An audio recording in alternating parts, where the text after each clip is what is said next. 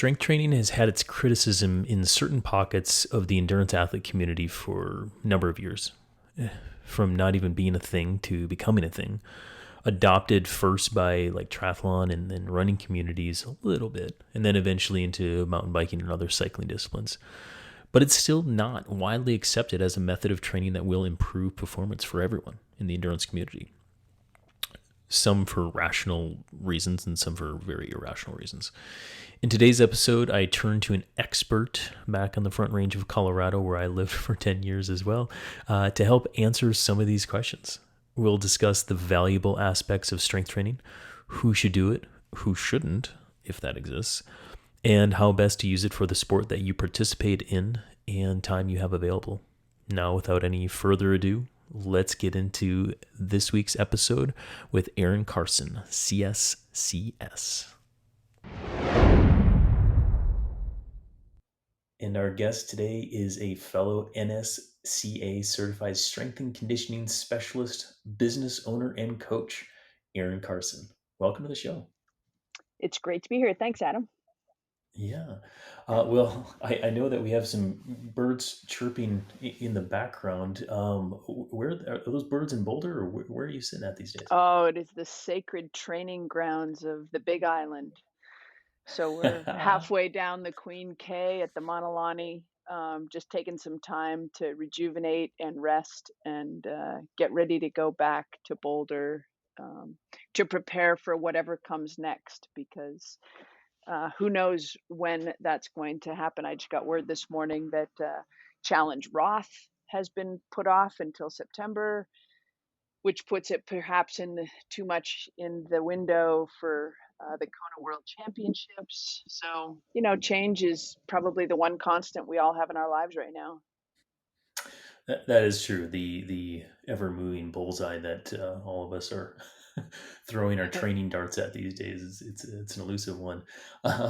Well, Yeah. before we get into kind of more of that, can you tell our audience a bit more about yourself, what you do, and athletes you've worked with? I am a certified strength and conditioning specialist, and that's who I love being. So I do own a pretty snappy gym health club in Boulder, Colorado, named RallySport. We have the opportunity to work and host some of the world's finest endurance athletes at our club in Boulder.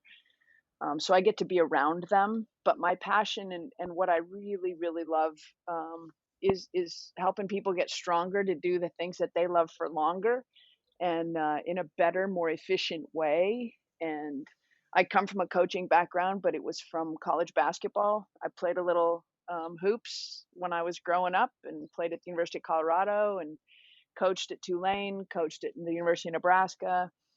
And all of those things just kind of came together when I had the opportunity to work and meet Boyd Epley, who started the NSCA at the University of Nebraska. And I'm sure he doesn't remember me the way I remember him, but I remember Hmm. being completely inspired with the work that they were doing for the football program at the University of Nebraska, and just seeing the beauty of a weight room. So to find beauty in that organization and the straight lines and the inspiration and the athletes, it really pushed me to want to want to know more and go deeper and expand how I could make an impact.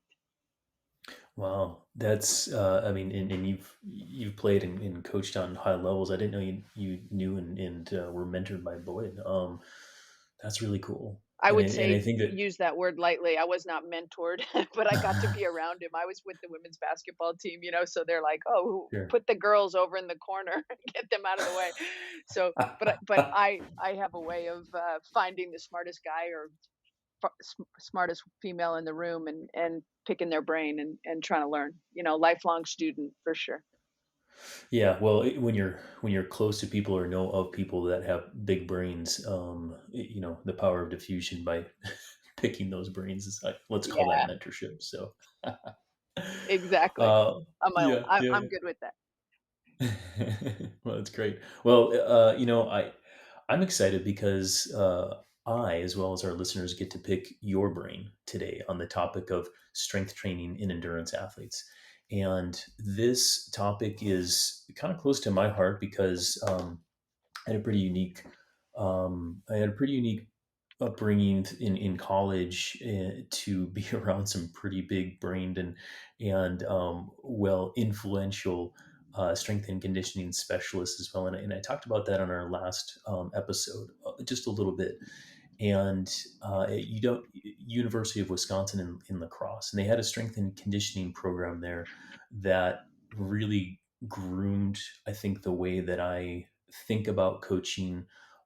It gave me a kind of a platform to go deeper into the physiology, and also it accelerated me in terms of being uh, kind of accelerated my knowledge through the NSCA, which then led to coaching at Carmichael Train Systems and kind of where I'm at now. And so through that, I did a strength and conditioning research project looking at the effects of strength training and plyometrics in endurance athletes. And so, kind of a long-winded way of saying I am passionate about this, and to find someone who's equally passionate, it's a great pleasure. So, with that, I'd say, the list is long in terms of what the benefits are to athletes, but could you rattle off some of those benefits that you see working with the athletes you work with, and why our listeners should be curious and then pursue some of the strength training stuff?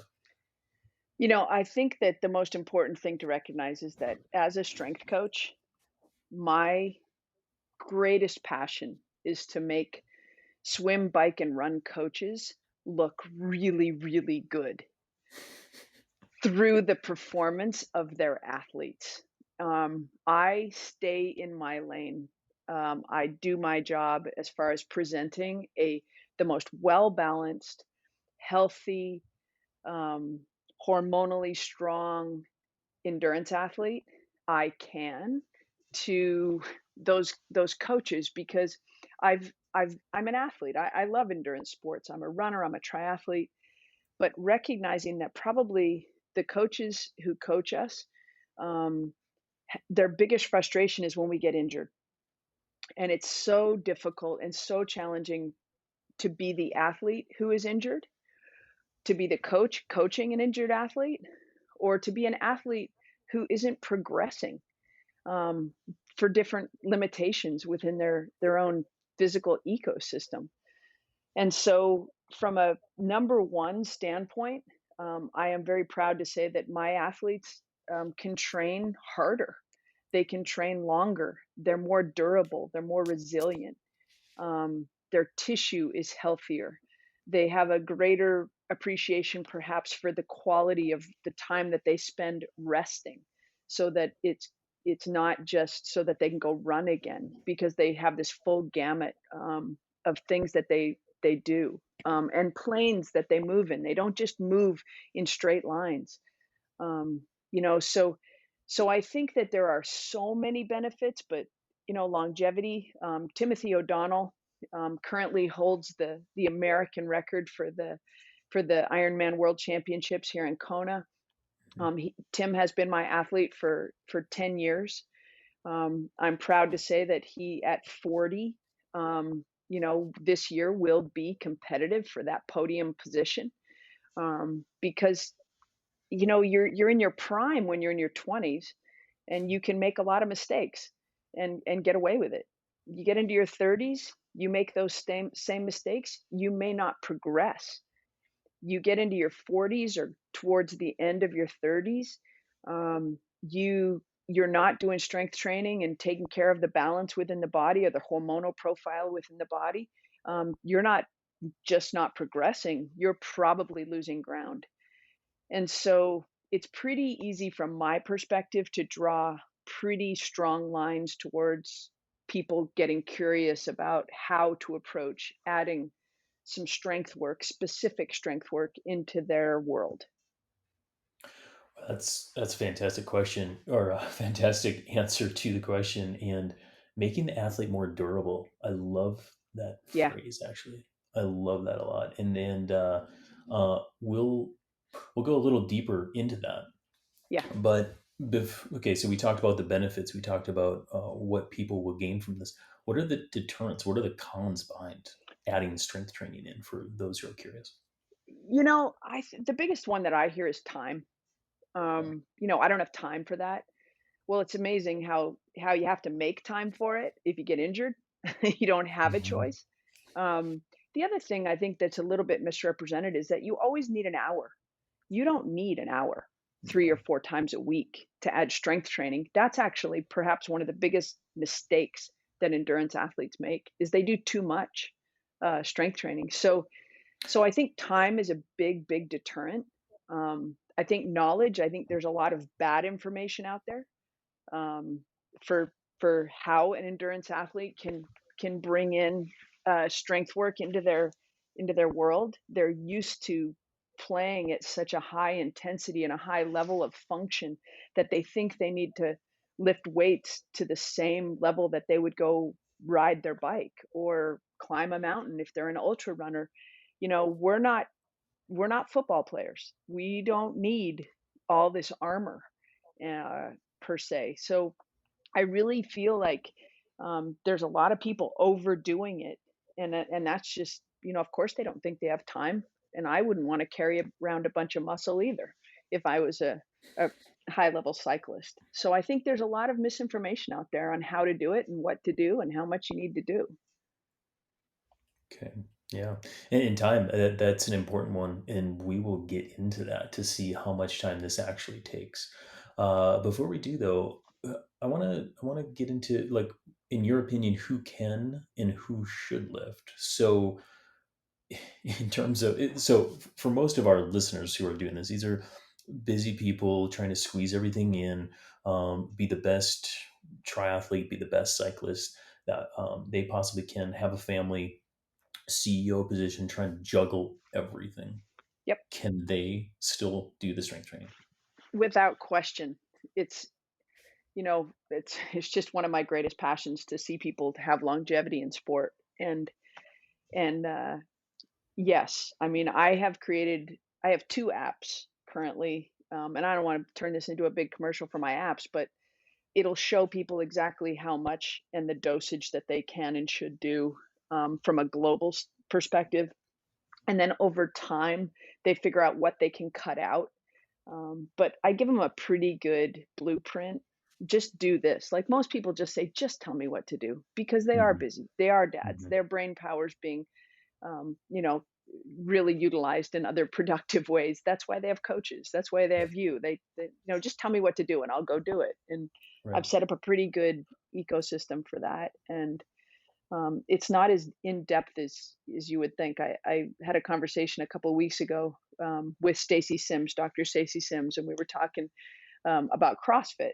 And I never say anything bad about CrossFit, but it is its own sport anymore. Yeah. So if Yeah. you love doing CrossFit, then do CrossFit. But if you want to be a really high functioning cyclist or you want to be a really high functioning triathlete, then you're putting yourself at risk by doing CrossFit.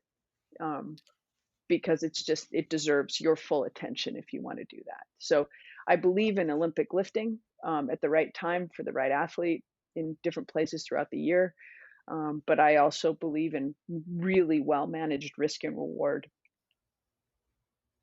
Yeah. Well, let's take some time to talk about those apps just real quick. I mean, if people are just became curious about that, what are the apps that you've created and where can they find them?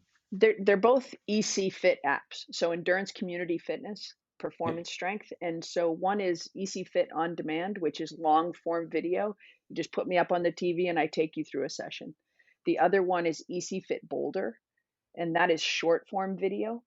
So 3 to 5 second snippets of demonstration sets and reps, and that kind of stuff. So they just present a little bit different. One is that long form is my new app.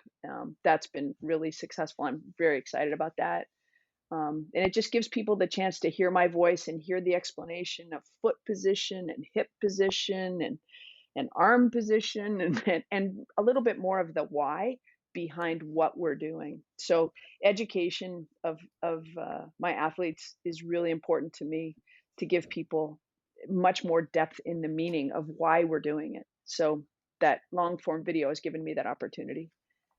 And those are great resources to all of our listeners out there. And I think not only during a pandemic time period where you may not be able to work with your personal trainer, strength and conditioning specialist, or coach, uh, the forum is actually really important on this. So when you can get some feedback Yeah. immediately like that, I think it's really important. Meanwhile, if you can't make it to Boulder or Hawaii to see Erin, it's a great resource. So we'll put those on our Thanks. landing page for this episode as well. But I did want to make sure that we mentioned that.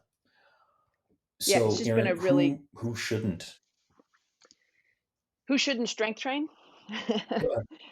Yeah, You who know, shouldn't? Yeah, sorry about that. We kind I of think I think chimed the each most other out. But yeah, important thing, who shouldn't? Who shouldn't do this? I think everyone should have it in their toolbox. To an extent. I'm very lucky to work with some of the top performing athletes on the planet. Sepp Kuss was one of my athletes. Sepp's over in Europe now, working with some very good people over there. But Mhm. you look at Sepp's performance, he doesn't need to be in the gym every day or doesn't need to be in the gym 3 times a week by any means. And he's a very, very strong man. And so for the sport he's doing, we're not lifting a lot of weights. We're repositioning his body constantly so that he maintains balance in his pelvis, balance and mobility in his upper back, strength in his upper body, obviously, movement that way. I'm working with some wonderful young Olympic hopefuls this year who they want to do more strength training, and I keep telling them no. And it's no because they're putting so much focus and so much intensity into their sport, and they are proving to be durable enough to handle the training loads that their coaches are giving them. And so, again, I'm going to pull them back a little bit from getting under load so that they can recover well enough to do the work that they're being asked to do, and hopefully that will pay off for them in medals. So it's maybe not that there's people who shouldn't strength train, but there are times throughout the year when it doesn't need to be a priority. Wonderful answer. Yeah, and so it kind of led you into this, and then clearly I'm biased here as well, and I do think that knowing when to use the tools in the toolbox, if we want to make that analogy, I think it's a very applicable analogy. Knowing when to use the tool, how much of the tool to apply, and then Yeah, dialing it back. So, before we get into some of those timing aspects, you want to take a dive into some quick physiology and neurophysiology with me? sure. Okay. So, what's happening? The benefits of strength training. What is happening at the neurophysiological level while we do some of this strength work? What's going on? Well, without going too deep because, I don't know that I can go that deep right now. I haven't been asked about Yeah, you're in neurophysiology in a while. Hawaii But hanging but out, I but let's. but I think the most important thing is muscle activation. I mean, the body will take the path of least resistance to achieve the desired outcome. And because we are doing repetitive motion, there is a certain amount of dormancy that comes in some of the outlying muscle fibers around the constantly utilized muscle fibers. So muscle activation and as switching on muscle activation has become a really, really important part of my world, building the supporting cast around the star athlete or the star muscle fibers. Yeah, and the reason why I wanted to start with that is because I think oftentimes my athletes and athletes out there, they think that it's like, hey, I need to develop more muscle in order to do this thing, when really it is about activating, waking up, whatever Yeah, term you want to use. And that's as simple as doing the right movement, say in the right way, in order to make the brain fire that muscle, which can go, like you said, dormant when we're just doing a bunch of repetitive things. But it happens at that the brain level, and that's yeah. what a lot of people don't really realize. Well, and the concept of reciprocal inhibition has been debated a lot. Tightness on one side of the body causes neurological inhibition on the other side of the body or on the joint side. So, Right. we can look at the adductor complex and the abductors, the glute med.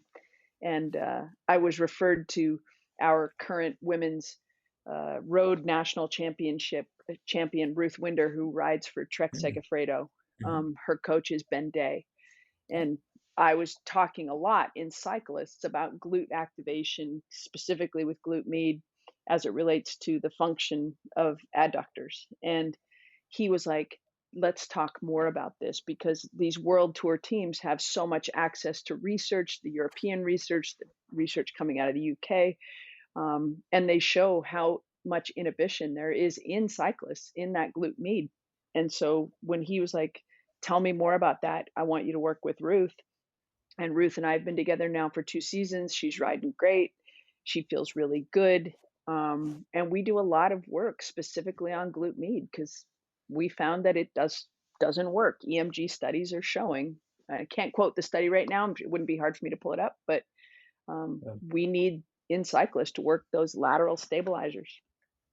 Yes, yes, it is a very well-known thing, and clearly proof is in the pudding with Ruth over the past couple of years as well. And so, activating the right muscles at the right time is really important.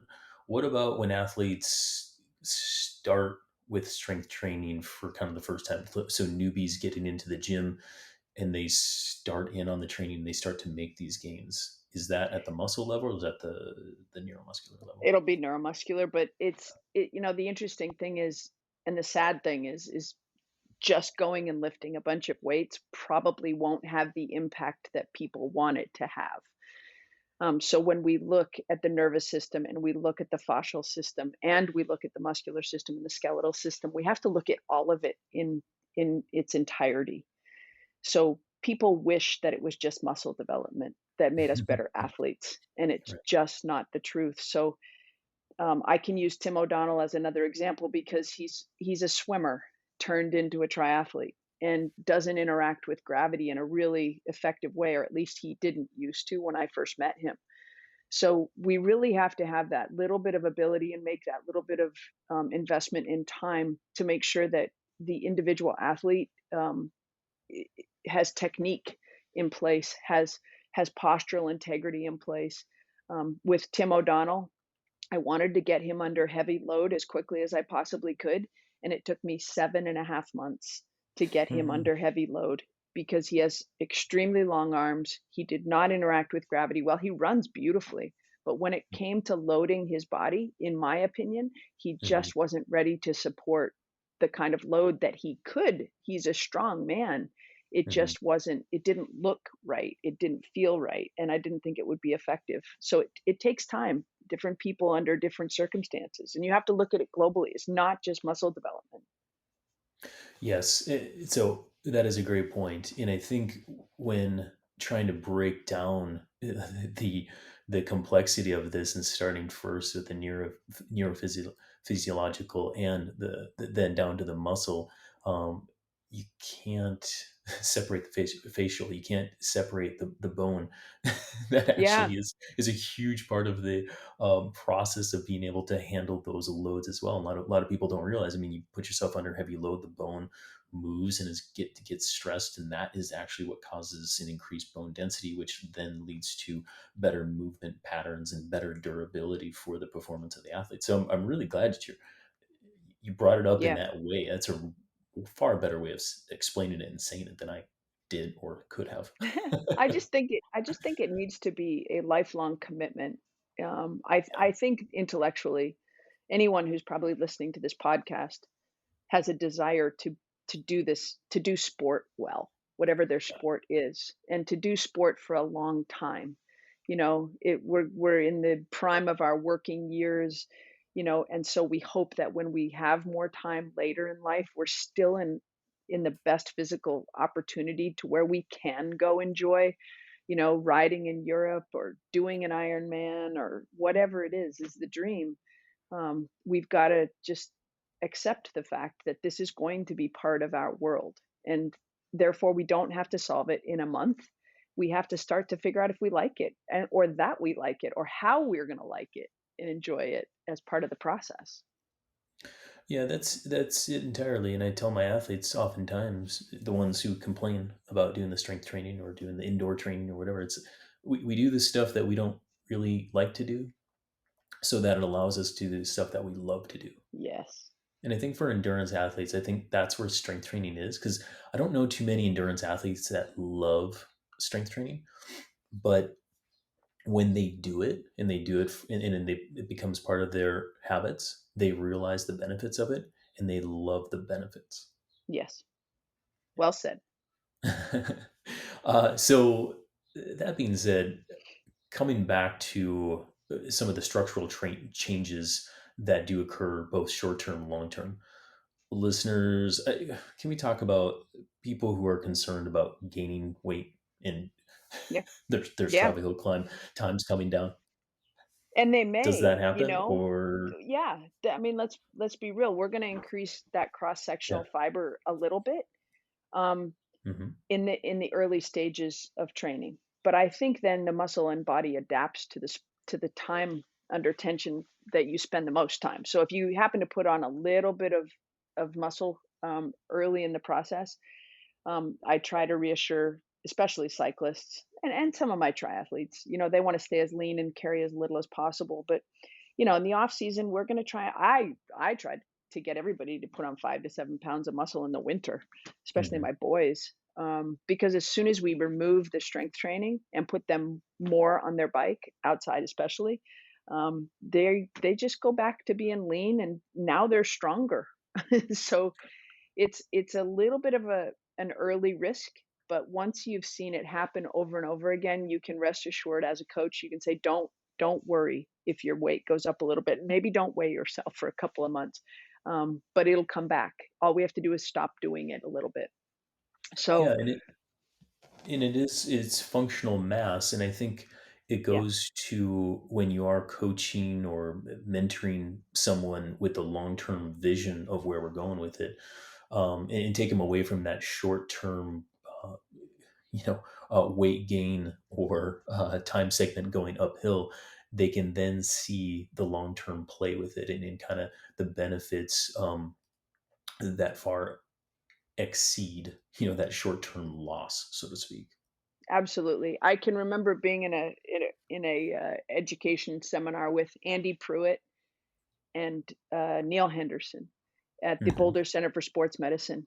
And Andy just stood up there and he goes, "Look, everybody's championships are at the end of the season. And he or she who arrives at that start line, the healthiest and the strongest at the end of the season, is going to do the best." And so, is it worth carrying a little bit more muscle maybe in April, so that you have this resiliency through the entire summer of hardcore training here in North America? That's our summer. Yep. So I think that never left me. It's like I need to deliver the strongest athlete I possibly can in September and October, and that seems to have played well. And this year, hopefully August at the Olympics. Hmm. Yeah, no, and I do agree with Andy on that one for Yeah, sure. So, can we talk? Let's talk about a kind of a common, not really even controversy. I don't think it's a controversy anymore, but a common yeah, theme that's a little popular right now in endurance athletics is it's lifting heavy versus lifting light. A lot of people yeah. are going heavy these days, and why is that?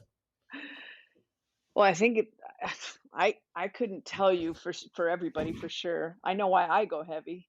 Let's You hear know, it. I want to get athletes under load specifically for a hormonal response, the human growth hormone testosterone response to being able to get under heavy load, so that they can recover better, and that they have just maintaining a healthy hormonal profile. And this is both for men and for women. I'm also a big fan of polarized training. So we're spending a lot of time in zone one and zone two. Hmm. That's difficult sometimes with a hormonal profile, and I'll say sometimes because everybody's different. But I know that I really am a big advocate for my athletes coming in after a 5 or a 6 hour zone two ride, which is quite often in the summer in Boulder, and doing a heavy lift for 20 minutes and then going home and they come in dragging and they leave smiling, and they just feel better. So, you know, how we approach getting them under load, I want to find every single one of us, there's going to be some kind of lift that we enjoy, that we like, that we feel good at. And it's not the same lift for every athlete. So from a strength coach's perspective, is there one or two really massively popular lifts? Yes. But from my perspective, I just want to find the lifts that my athletes enjoy, something that they feel really good at. So I think I think trying out different lifts. I'm not a big back squatter. I'm a big Mike Boyle fan. I know you probably know exactly who Mike is. Yep. Yep. He's like he has seen more people get injured back squatting um, than than falling off their bikes. Even the NFL, they're not back squatting to the extent that they were. More football players were getting hurt squatting heavy than they were playing football. Yes. So I have a few athletes that are very, very good at back squatting. They've done it their whole lives, and we back squat because they enjoy it. But I'm a big fan of front squatting. I'm a big fan of hex bar deadlift. I like a straight bar deadlift, but it worries me a little bit just because of some of the postural concerns with endurance athletes. We're not as mobile in our upper backs or through our pelvic positioning as maybe we should be because of the sports that we do. So getting somebody with a straight bar deadlift can take quite a while to get that spine and those hips in a good spot. Yeah, yeah, and I completely agree with you on that one. And in particular, to kind of go a little deeper on, say, let's just go with the deadlift, the straight bar versus X bar, and getting your athletes loaded, and more of what that means as well. And I think it's getting the athlete to produce more force and therefore more power. And if you can load them up in a healthy way to get let's just say get all the muscles firing and therefore increase that force production, it then leads to all the benefits that we were just talking about. And that hex bar deadlift seems to be a really effective way for a lot of athletes. People like hex bar deadlifting. It makes them feel powerful, and Yeah. and it does bring about good growth in lower body strength. And I think I will quote Mike Boyle, I think as close as I possibly can, but we don't care how much weight you lift. How strong are you? Those are two different Yeah. things. And Yes. specific to the sport, even how much wattage can you push? How fast can you run up a hill? Those are the things. Those are really the measurement, the true measurement of whether or not the program is good. That's it. That's it. So the benefits of going, let's just say, heavier versus lighter, but is there a time and place to go a little light Oh, with the weight? absolutely. I will use light and moderate load a lot to enhance movement. So How fire so? up the nervous system a little bit, reposition and restructure it to the best extent that we can, make an influence on the fascial system. Dehydration of tissue is a big part of the risk that we pose to our bodies. Just by being endurance athletes, we live most of our life in a pretty dehydrated state, and Hmm. people don't think about that's their tissue. So when you're dehydrated, it's not just that you get a headache and you're not peeing right, it's your tissue is very much at risk.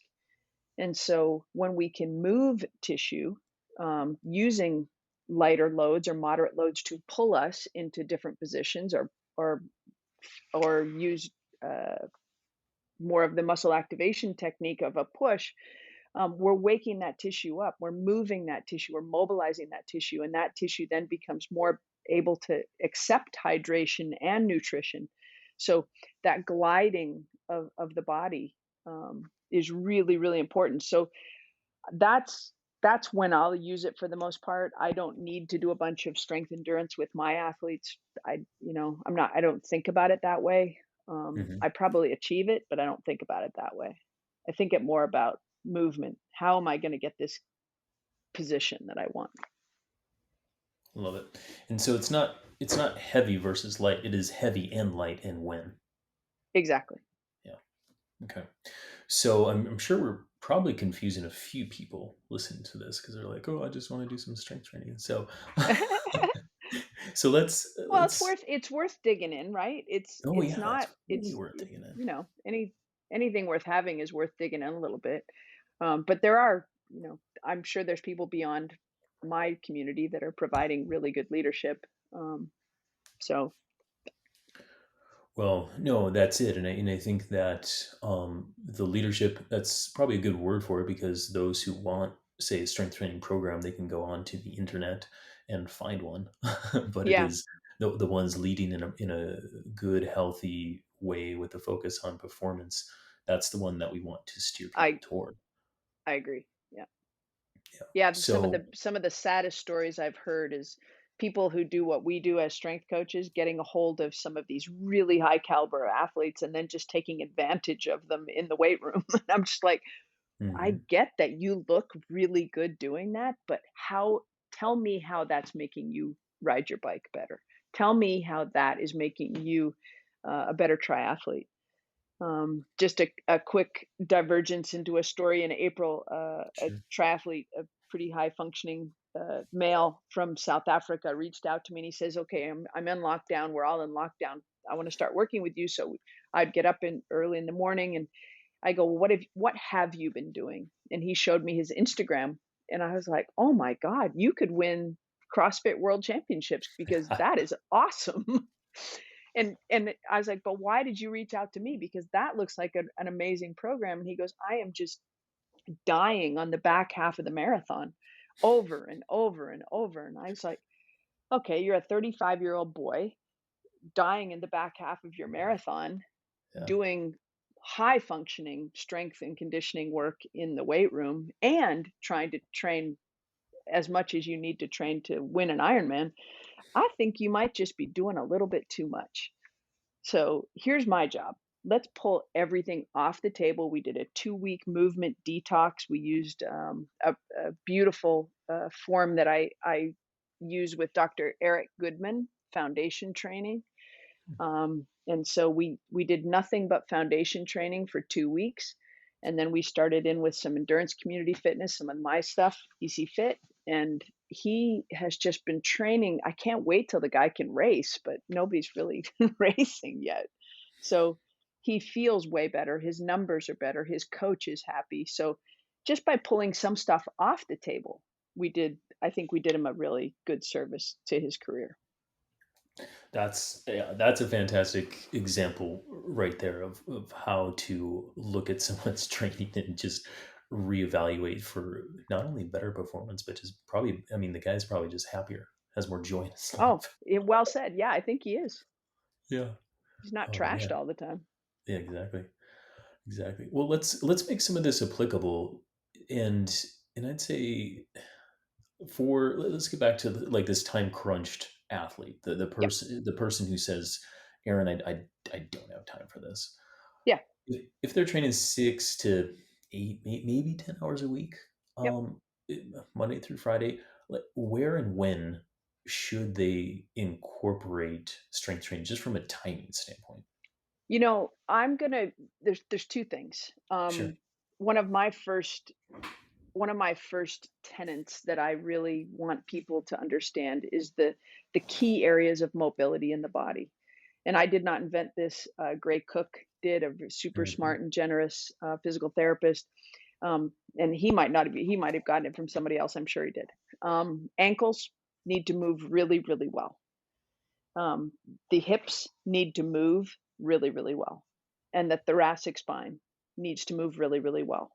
So even if we don't have time for specific going to the gym strength work, we need to be doing things that will specifically mobilize the ankles, mobilize and open the hips, mobilize and strengthen the upper back. And if we can keep those three areas moving really well and not lose our postural integrity, then we're going to perform way better. So I think I'm with you. I get that there's time issues. I think everybody should have. I call them my number one, two, and three. a set of light dumbbells, moderate dumbbells, and heavy dumbbells or kettlebells. And if you have it, you don't need the big giant home gym. It'd be great if we could all have that, but I don't think that's the case for most people. I'm a big advocate of training with a Viper, which if people want to check that out, it's www.viper.com, which is just a very small tube that's weighted, so that we can move that around a little bit, to And to it's get on your, stronger.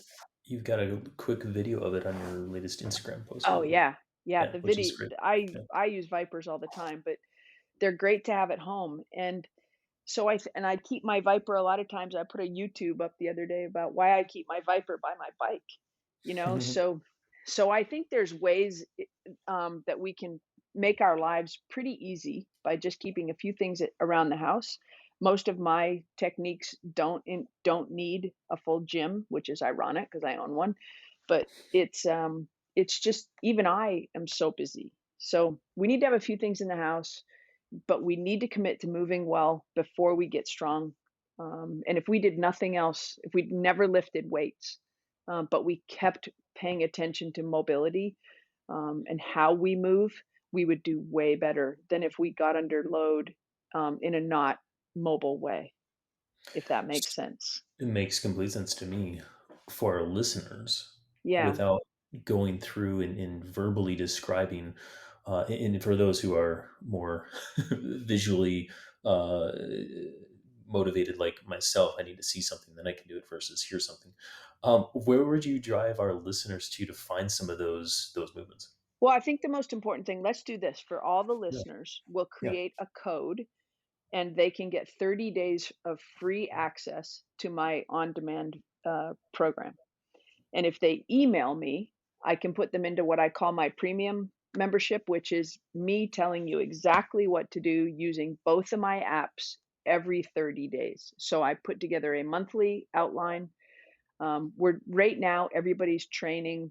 I would say we're all kind of moderately training. We're not doing a race lead up, but there's Mhm. going to be tracks that people can go on, so they can go into the lead up of race lead up. They can go into a strength track. They can go into a mobility track. Um, and so let's just give them a little taste of my world, and it can be a gift. And I'm happy to do that because I really feel good about what we're doing and how it's positively impacting people for sure, of all different levels. That is so cool. And for the listeners here, like what we try to do on the TrainRight podcast is give you cool information from grand people like Erin, but also provide the resources. And what Erin's doing right there, that's a big thing. So for those listening right now, like, man, like stop walking your dog or pull off to the side of the road if you're riding and like go just type this in. Anyway, so that's great. And I think for the Yeah. busy, time crunched person, like they should start there. That's the Most of resource. my workouts are less than 30 minutes. And so the people, when they do have more time, they just stack them. They might do a hip opener that takes 10 minutes. They'll do a foundation class that takes 25 minutes. And then maybe later in the day, they'll do a lift. But everything, Yeah. everything I offer, there's everything from 10 minutes to 20 minutes to, you can stack them and make it an hour if you want. So, So yeah, so stacking them meaning like you take one of the workouts right after yep, the other, right after, yeah. yep, Okay, exactly. excellent. And even if you're uh, super time crunch, you got 20 minutes. I mean, do you need to go into one of those 20-minute movement based workouts warmed up and ready, or can you just kind of go for it? You can just kind of go for it. Perfect. Okay. We use So a breath. We use a lot of breath work as well. So I know that that's a big yes, topic right now, huge. and Yeah. we're using a lot of expansion of the rib cage. We're like a lot of elevation of the rib cage. I mean, most people don't know you can even stretch your psoas just by breathing. So that's kind Yeah. of exciting. Yeah. I mean, yogis have been talking about this for 2,000 years. Yeah. Endurance world is now catching on. Yep. Yep. Just kidding. Soft jab. We're catching on. It's good stuff. Yeah, it is good stuff. So 20 minutes. I feel like anybody can do 20 minutes. But how many days per week are we talking for the busy folk? should they In do the this? schedule, I always put 6 or 7 days a week, not for lifting, but for Yep, hip openers, yep. for T-spine mobility, for some foundation training, for some recovery work. It's all part of we're not just strength coaches. We're physical. We need you to be set up well to train well. So I'm going to put on a schedule. I'm going to put 6 to 7 things on a schedule. But for a specific lift, it can be 2 to 2.5 is what my pros do usually. 2.5. Mhm, mhm. And a little, so if people are freaking out about the like 6 days a week of doing like something movement related, uh, quick life hack, and I know not everybody can do Do it this. while you're drinking your coffee. Perfect. This is really easy stuff. It's just like get on one knee, put two hands over your head and breathe. And then take a sip of coffee. Yes, It's stuff you can do standing in the kitchen. that's it. It's stuff that we want to be able you stuff actually if you did it cumulatively, you'll find the movements that feel good to you. I embarrass the heck out of my partner, but I'll do them at Whole Foods while I'm waiting in line. There's so many movements that we can do that just open our bodies up. Um, don't underestimate putting both arms over your head and reaching as high as you can and just side bending if you're a cyclist. Like that's one of the best feeling movements you can do. I tell that to my wife like all the time. She's like, you know that you tell me that like every week. I'm like, yeah, sorry. But yeah, you take these little movement breaks Yeah, anywhere, absolutely. drinking coffee, talking on the phone, on Zoom, just kill the camera, whatever. It'll Um, make you a better business person. I would 100%. stake money on it. If anybody that doesn't think they have time to become a better movement person, I would challenge that. You walk into a room to sell something or to present something, an idea, and you stand like a badass, people are going to listen to you. So Yeah, I yeah, I think it's very, very much worth it. yeah, absolutely. And I think that it's like when, okay, well, if you're getting sleepy in the afternoon, then that's when you do it, as opposed to the other cup of coffee or whatever. And it's really any time. But that's one cue that I've told my athletes too. It's like, oh, when should I do it? It's like, well, you're feeling sleepy like in the afternoon, where Yeah. really when you take a little movement break. Yeah. Yeah. Um, excellent. Okay, so those are all wonderful resources, really good advice for the busy folk. How about the athletes who they're pretty on it? Like they've got, let's just say like whatever time is necessary, but they don't want to like waste their time either. Yep. How much movement things should they do per week, and how much like true strength training are we talking? Those people are fun because For sure. when you're not under duress for time, I got to be really honest. I'm sticking with my uh, 2.5 sessions a week and 40 minutes per session, um, and then use the rest of that time to be the best recovering person you can be. If you have a good coach who is pushing your buttons and pushing you to be the best physical you can be, then you need more time recovering. Then you're going to need more time. Then extra time in the gym is going to help you. So might not be the answer that you thought I might give, but I know I that just, I know if we do it well and we yeah. do exactly what that athlete needs, um, the recovery time will be more valuable than additional time in the gym.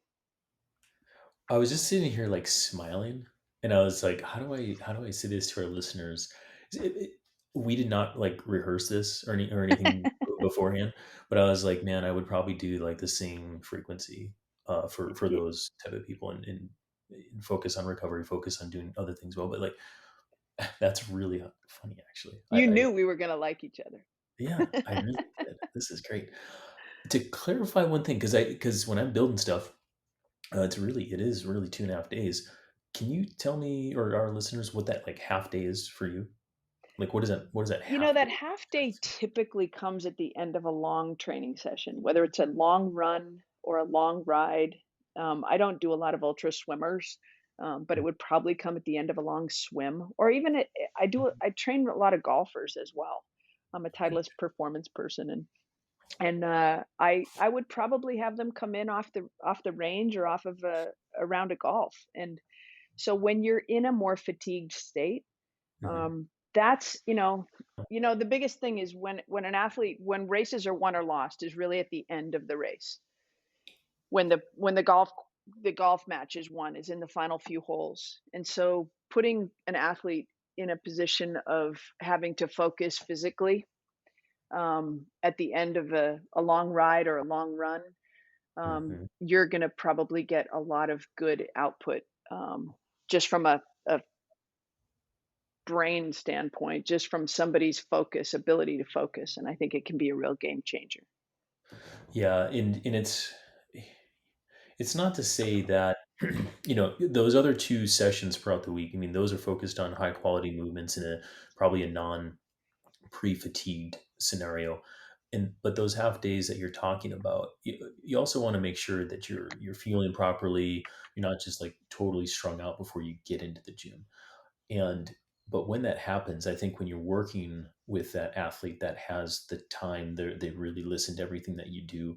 You can do that half day session, do it well, and really maximize that when the going gets tough, the tough get going Mhm. type approach. Yes.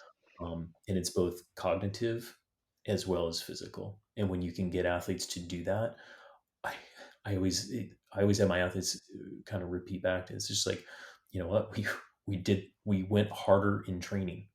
Yeah, Therefore, the race is going to be easy because I'm pumped. exactly. Well, we're coming up to the top of the hour, and really, we covered a lot. We got into some muscle physiology, neurophysiology, but more importantly, we got into, which I didn't also fully plan for, but resources for free that people can tap into of what you're doing, Aaron. And I really respect everything that you've done. I mean, we haven't met personally. I've known of you for a while in Boulder, and I was in Colorado Springs for a number of years. But having the CSCS certification and kind of knowing of you and the athletes you've worked with, I mean, for our listeners, she really is the creme de la creme when it comes to strength training. And she's worked with some of the top athletes. And not to say just because she works with or has been around top athletes, she does it with every type of athlete. So this is definitely somebody that you can trust in terms of, the content, the knowledge, and I really, for those looking to add in strength training to their pandemic training program, I don't, I can't think of a better way to do it than this. So, kind of in summary, Aaron, I mean, the number one question I like to end with is what's the number one thing that you hope our listeners Mm. take away from the conversation we had today? I think the biggest thing is the the older we get, whether we're 25, 35, or 55, the wiser we get. And so, there's that saying, if I had only known then what I know now. And I think that we have done a good job. And I just want to say thank you again for including me in your podcast, because being able to share the kind of knowledge and passion that I have to help people become very wise athletes, um, is something that's really, really important to my story with sport and performance. And I just really want people to become wise athletes and have the bodies that they want to be performance people. They're not, I'm not a participant. I'm a competitor. And anyone that's listening to this podcast and taking the time to become a better athlete, I'm going to put them in that same category. We want to maybe not compete against other people, but we want to be the best version of ourselves. And it we know that the strength training is going to play a big role in that. I think doing it in a really organized, well-designed fashion is really going to add meaning to that time. So I'm thankful to be in the position that I'm in, and it's an honor and a privilege to serve people with those kind of dreams. And nothing makes us happier as coaches than helping people live those dreams. I couldn't agree more, Aaron. So thank you so much for taking time out of your life today to talk to us on the Train Right podcast and help make all of us wiser athletes. I love that. Thanks, Adam. Okay, take care. There you have it, folks. You had about an hour with Erin Carson, who is a magnificent strength coach, and you were able to listen to how she thinks and approaches strength training and endurance athletes. And I think most importantly, I mean, the powerful thing, rather than talking about sets and reps and periodization of strength training, I really wanted to make it applicable for you, our listeners. And with that, she was really gracious in allowing us to access a lot of her on-demand strength and conditioning videos and giving you 30 days free trial with her premium subscription. So I really encourage everyone, if you are interested in adding strength training to your pandemic regiment and beyond, for that matter, go check it out. It's on our landing page, but it's also at ECFITstrength.com. And go ahead and just click on premium, and it'll walk you through. And you use the code TrainRight, and I believe it's all capital. Don't hold me to it. Try it. If that doesn't work, go lowercase. But passcode TrainRight, and that'll get you 30 days for free with Erin Carson's premium subscription. Check it out, folks, and enjoy.